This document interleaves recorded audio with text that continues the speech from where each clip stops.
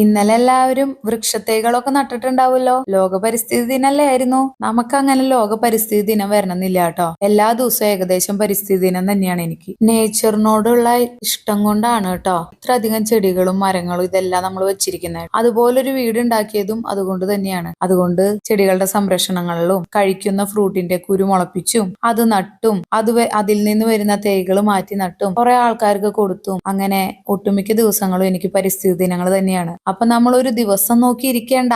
നമുക്ക് തോന്നുമ്പോഴൊക്കെ നമ്മൾ നട്ടോ അങ്ങോട്ട് ചെടികള്. നമുക്കുള്ള സ്ഥലത്ത് നമുക്ക് പറ്റുന്ന രീതിയിൽ നമുക്ക് ഉപയോഗിക്കാനും കൂടി പറ്റുന്ന രീതിയിലുള്ള മരങ്ങൾ നട്ടു നോക്ക്. നമ്മുടെ ടെൻഷൻസും വിഷമങ്ങളൊക്കെ അതിൽ തീർന്നു പോകട്ടാ. ഇന്ന് കുട്ടികൾക്ക് ക്ലാസ് ഉള്ള ദിവസമാണ് കേട്ടോ. ഞാൻ ഇന്ന് അടുക്കളപ്പണിയിൽ കുറച്ച് തിരക്കിലായതുകൊണ്ട് ഇന്ന് കുട്ടികളെയൊക്കെ വിളിച്ചെഴുന്നേപ്പിച്ചത് അച്ഛനാണ് കേട്ടോ. നമ്മുടെ കുട്ടികളെ സ്കൂളിലേക്ക് ലഞ്ചായിട്ട് ചോറ് കൊണ്ടുപോയി കഴിഞ്ഞാൽ പകുതി മുക്കാലും തിരിച്ചു കൊണ്ടുവരും. കഴിക്കാൻ കുറെ സമയം വേണം അമ്മയെന്നാ പറയണേ. മറിച്ച് രാവിലെ എന്താ പലഹാരം എന്ന് വെച്ചാൽ അതാ കൊടുത്തു വിടണേന്ന് വെച്ചാലോ എത്ര എണ്ണം കൊടുത്തു വിട്ടാലും അത് ഫുള്ള് കഴിച്ചിട്ട് വരും. അപ്പൊ ഞാൻ വിചാരിച്ചു ചോറ് നമുക്ക് രാത്രി കൊടുക്കാം, ഉച്ചയ്ക്ക് ഒരു പലഹാരം തന്നെ കഴിക്കട്ടെ, എന്താണെങ്കിലും ഹെൽത്തി ഫുഡ് കഴിച്ച് അവരെ വയറ് നിറഞ്ഞാൽ മതിയല്ലോ. അപ്പൊ ഞാൻ എന്ത് ചെയ്യുമെന്ന് വെച്ച് കഴിഞ്ഞാൽ രാവിലെ ചപ്പാത്തി മുട്ടക്കറി ആണെങ്കിൽ ചപ്പാത്തി മുട്ടക്കറി തന്നെ അവർക്ക് കൊടുത്തു വിടും. വൈകുന്നേരം വരുമ്പോ എന്തെങ്കിലും സ്പെഷ്യൽ ഉണ്ടാക്കി വെക്കും. പിന്നെ രാത്രി ഞാൻ ചോറ് കൊടുക്കും. അപ്പൊ ഒരു നേരെങ്കിലും ചോറുണ്ടില്ല എന്നുള്ള വിഷമം എനിക്ക് ഉണ്ടാവില്ല. നമ്മളൊക്കെ പണ്ട് സ്കൂളിൽ പോയിരുന്നപ്പോ രാവിലെയും ചോറാ, ഉച്ചയ്ക്കും ചോറാ, വൈകിട്ടും ചോറാ. രാവിലെയും കടലയാ, ഉച്ചയ്ക്കും കടലയാ, വൈകിട്ടും കടലയാ.